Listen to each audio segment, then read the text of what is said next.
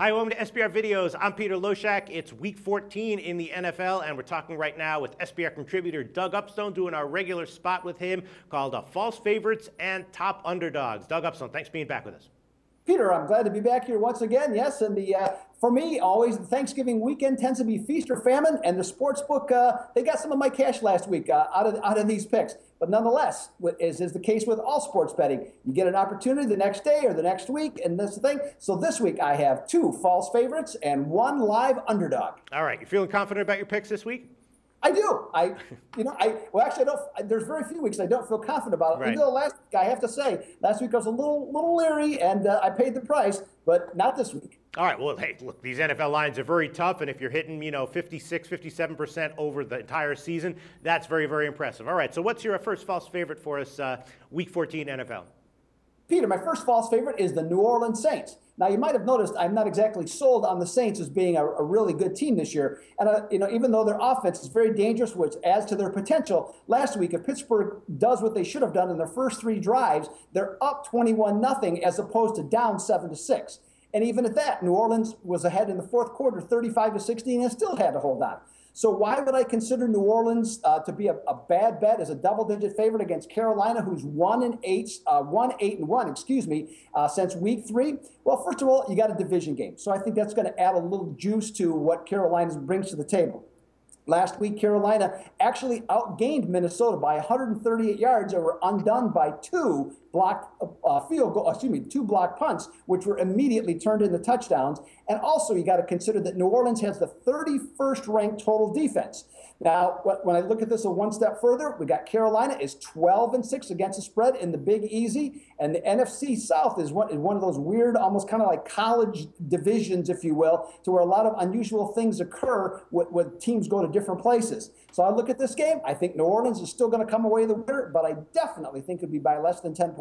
All right, what can I say, Doug Upstone? I bet Carolina already. They're my biggest bet of the NFL week so far, and I previewed the game with Al McMorty from BigAl.com, and he agrees with us. He likes Carolina as well. So, maybe all 3 of us are wrong, but it's 3-0 in favor of Carolina here. All right, what's your second false favorite this week, Doug?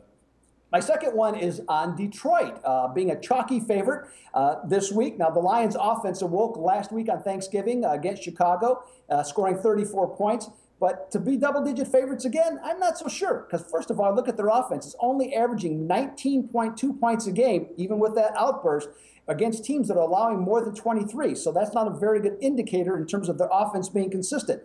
I think that the defense should be able to hold Tampa Bay down, probably more into the 14 to 17-point range. But Detroit just played a division game. They have 3 more on deck. So I don't know if this is going to a position where they're going to give their best effort. Then I also find that Tampa Bay is 4-2 against the spread on the road. And recently, Detroit is 1-9 in December against the spread. When it's all said and done, I think Detroit in this spot is a false favorite, Peter. All right, this is a tricky one because we never know really what to expect from Detroit, right? They have great numbers on defense, and they have those huge names on offense. And there have been weeks in the past where, the Sharps have backed them, and they've been tending to lose with them. But then again, an explosive game and a huge, impressive win by Detroit would not shock anyone. But, anytime you're labeling Detroit a false favorite of this number, you're not going to get an argument from me. All right, and what's your top underdog of the week?